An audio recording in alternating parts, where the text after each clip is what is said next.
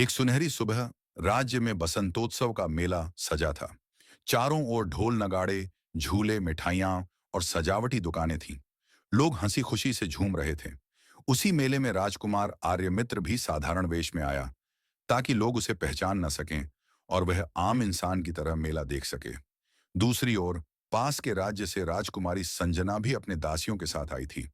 वह भी राजसी ठाट बाट से दूर रहकर लोगों की दुनिया को करीब से देखना चाहती थी। मिठाई की दुकान के पास राजकुमारी का घूंघट अचानक हवा से हट गया। उसी समय राजकुमार की नजर उस पर पड़ी। क्षण भर के लिए दोनों की आंखें टकराईं। आर्य मित्र को पहली बार लगा जैसे उसने किसी को पहले से ही जाना हो। संजना भी उसके सीधे साधे वेश और मुस्कान से मोहित हो गई। वह पल छोटा था पर जादुई। राजकुमार और राजकुमारी अब छुप छुप कर मिलने लगे। मेला उनके बीच दोस्ती और फिर प्रेम का पुल बन गया। एक दिन राजकुमार आर्यमित्र और राजकुमारी संजना एक बागीचे में घूम रहे थे। अचानक उन्हें एक दर्द भरी छीं छीं सुनाई दी। उन्होंने देखा कि एक सुंदर सुनहरी चिड़िया शिकारी के जाल में फंसी तड़प रही है। उसके पंख चमक रहे थे, लेकिन जाल कसकर उसे दबाए हुए था। आर्यमित्र ने तलवार से जाल काटा और संजना ने अपने हाथों से उसे सहलाकर उड़ने लायक बनाया। चिड़िया उनके कंधे पर आ बैठी और धीमी आवाज में बोली, तुम्हारा उपकार मैं कभी नहीं भूलूंगी। दोनों चौंक उठे। चिड़िया इंसानी भाषा बोल रही थी, फिर भी उन्होंने उसे प्यार से आकाश में उड़ जाने दिया।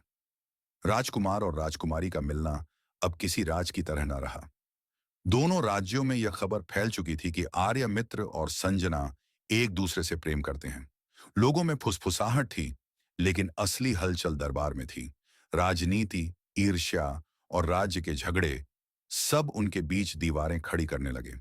राजकुमारी संजना के राज्य का सेनापति और राजकुमार आर्यमित्र के दरबार का एक महत्वाकांक्षी मंत्री दोनों इस मिलन के खिलाफ थे। सेनापति सोचता था, अगर संजना राजकुमार से ब्याह कर लेगी तो मेरी शक्ति घट जाएगी। वहीं मंत्री की नजर दोनों राज्यों की गद्दी पर थी। उसने मन ही मन योजना बनाई। राजकुमार और राजकुमारी कभी एक ना हों, उनके बीच डर, गलतफहमी और दुश्मनी पैदा करनी होगी।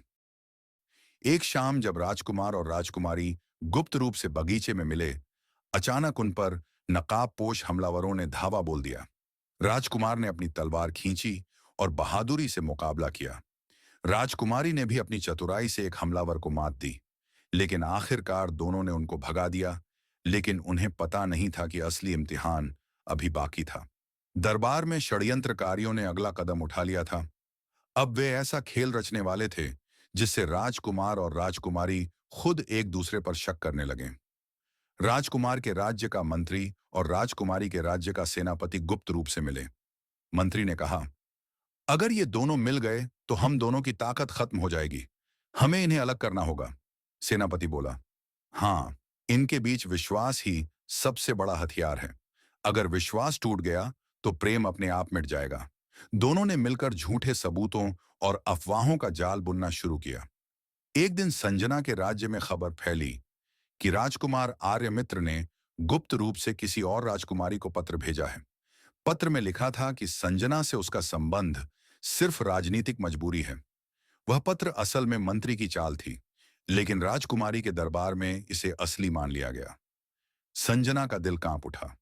क्या सच में आर्यमित्र उसे सिर्फ राज्य के लाभ के लिए चाहता है? दूसरी ओर आर्यमित्र के राज्य में यह खबर फैलाई गई कि राजकुमारी संजना का सेनापति से गुप्त संबंध है और वह आर्यमित्र को धोखा दे रही है। राजकुमार को यह सुनकर गुस्सा आया, पर दिल के किसी कोने में शक की चुभन भी उठी।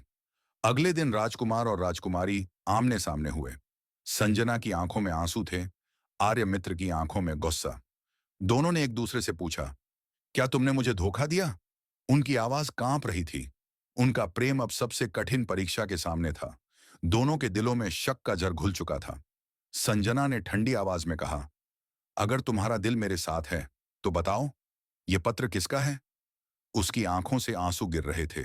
आर्यमित्र ने तल्ख लहजे में जवाब दिया, और ये अफवाहें कि तुम सेनापति से गुप्त रूप से मिलती हो, क्या यह सच है? दोनों की बातें तलवार की धार जैसी चुभ रही थीं। प्यार के बदले अब अविश्वास और दर्द था। उस रात दोनों अपने अपने महलों में लौट गए और पहली बार ऐसा हुआ कि उनकी मुलाकात बिना मुस्कान और बिना वादे के खत्म हुई। मंत्री और सेनापति ने जब यह सुना तो उनके चेहरे खिल उठे। मंत्री ने कहा, अब यह प्रेम खुद ही टूट जाएगा, हमें और कुछ करने की जरूरत नहीं। सेनापति ने हंसते हुए कहा, बस अब वक्त है अंतिम बार का। राजकुमारी को अपहरण कर लो और राजकुमार को इल्जाम में फंसा दो, ताकि दोनों राज्य दुश्मन बन जाएं। राजकुमार अपने कक्ष में अकेला बैठा था, पर दिल में संजना पर शक अब भी था। संजना भी उदास होकर खिड़की से चांद देख रही थी। उसके कानों में अब भी राजकुमार के कठोर शब्द गूंज रहे थे। रात गहरी हो चुकी थी। राजमहल में चारों ओर सन्नाटा था। सिर्फ पहरेदारों की धीमी आहट सुनाई दे रही थी। अचानक काले वस्त्रों और नकाब पहने सवारों का एक दल महल में घुस आया। वे बाघ जैसी फुर्ती से पहरेदारों को बेहोश कर गए और सीधा राजकुमारी संजना के कक्ष तक पहुंच गए। संजना चौंक उठी। कौन हो तुम? उसने साहस के साथ पूछा। पर इससे पहले कि वह कोई मदद के लिए पुकार पाती, एक मोटे नकाब पोश ने कहा, राजकुमारी, अब तुम हमारे साथ चलोगी। और उसने उसे बांधकर घोड़े पर बैठा लिया। सुबह होते ही पूरे राज्य में हलचल मच गई। खबर फैली कि राजकुमारी का अपहरण हो गया है। और हैरानी की बात यह थी कि अपहरणकारियों ने जानबूझकर कुछ सबूत पीछे छोड़े। एक तलवार जिस पर राजकुमार आर्यमित्र का निशान बना था और एक पत्र जिस पर उसका नाम लिखा था। दरबारियों ने फौरन निर्णय सुनाया, यह अपहरण आर्यमित्र की योजना है। वह हमारी राजकुमारी को बहलाकर अपने राज्य ले जाना चाहता था। जब यह खबर आर्यमित्र तक पहुंची तो उसका खून खौल उठा। यह कैसी गलत बात है। मैं अपनी प्राणों की बाजी लगा दूं, पर संजना को कभी आघात न पहुंचाऊं। लेकिन संजना के पिता के दरबार में अब उसका नाम अपराधियों की सूची में था। राज्य में घोषणा हो गई, राजकुमार आर्यमित्र गद्दार है। आर्यमित्र का दिल टूट गया। उसे लगा शायद संजना भी अब उस पर विश्वास नहीं करेगी। दूसरी ओर संजना को सेनापति और मंत्री के गुप्त आदमियों ने एक सुनसान किले की अंधेरी कोठरी में कैद कर दिया था। दीवारें नुकीले पत्थरों की बनी थीं, ऊपर लोहे की सलाखें।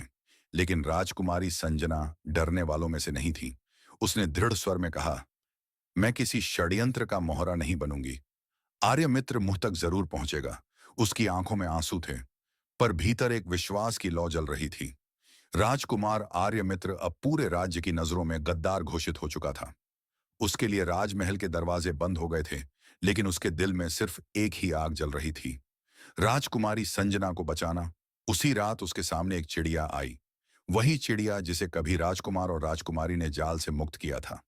धीरे धीरे चिड़िया का रूप बदलने लगा। पंख चमककर धुंध में बदल गए और सामने एक सुंदर परी खड़ी थी।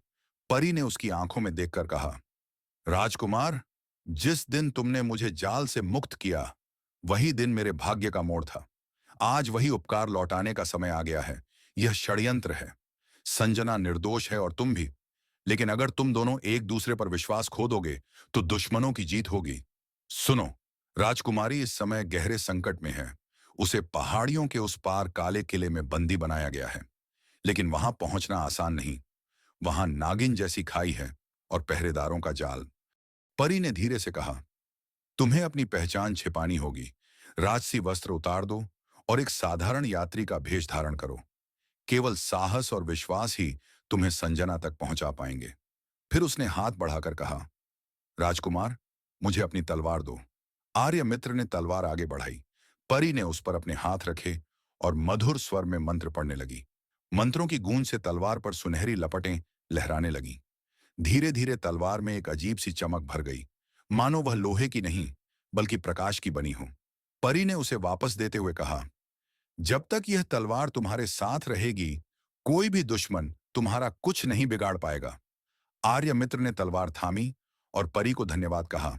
फिर परी वहां से गायब हो गई। आर्यमित्र अपने राजसी वस्त्र उतार दिए, मुकुट और आभूषण वहीं छोड़ दिए। अब वह किसी राजा जैसा नहीं बल्कि एक साधारण यात्री जैसा दिख रहा था। बस एक तलवार और अपने दृढ़ संकल्प के साथ आर्यमित्र घने अंधेरे जंगलों की ओर निकल पड़ा।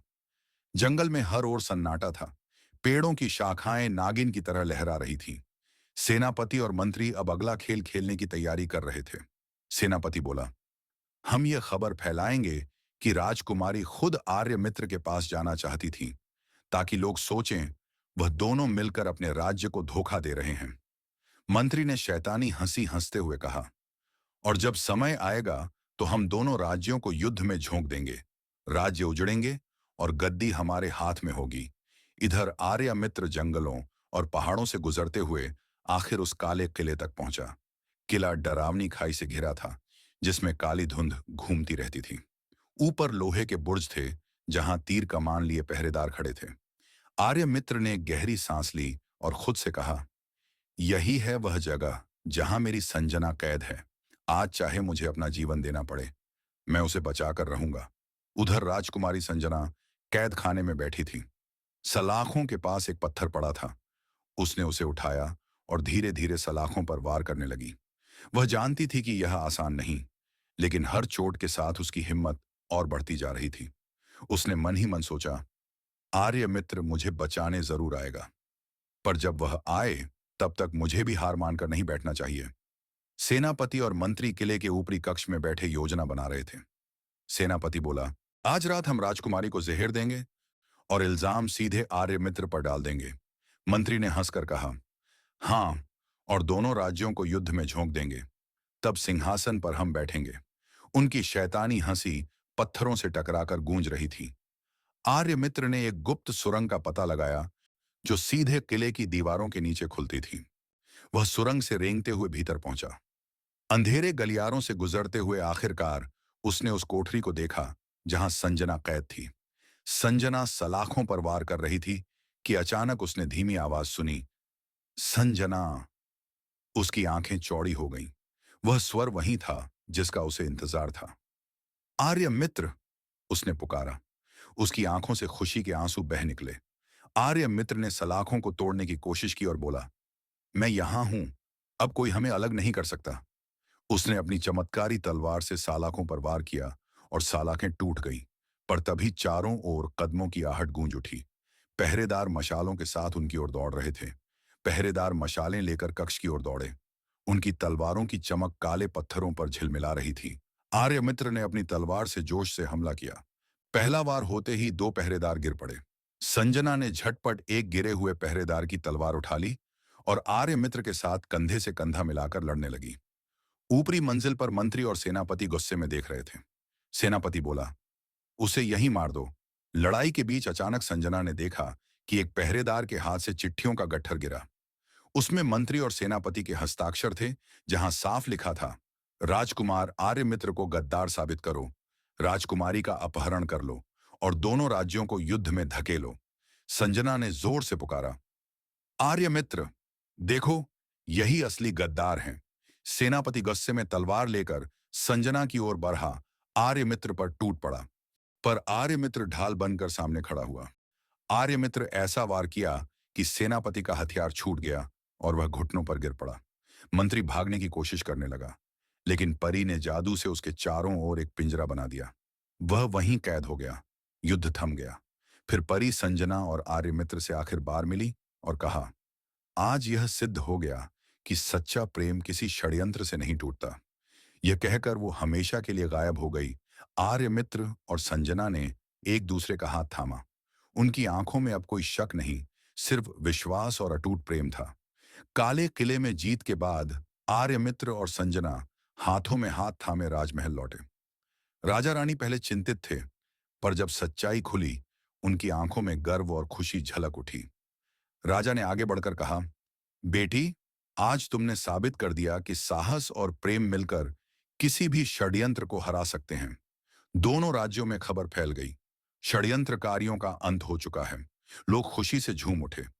दोनों राजाओं ने एक दूसरे को गले लगाया और ऐलान किया, आज से दोनों राज्य एक दूसरे के शत्रु नहीं, बल्कि एक ही परिवार हैं। फिर संजना और आर्यमित्र का विवाह हुआ। दोनों ने 7 फेरे लिए और एक दूसरे से प्रण किया, हर संकट में साथ रहेंगे, हर खुशी को बांटेंगे और प्रेम को सदा अमर बनाएंगे। आर्यमित्र और संजना राज सिंहासन पर बैठे। लोगों ने जय जयकार की और इस तरह उनकी कहानी सिर्फ एक प्रेम कथा नहीं रही, बल्कि साहस, विश्वास और सच्चे प्रेम का अमर गीत बन गई।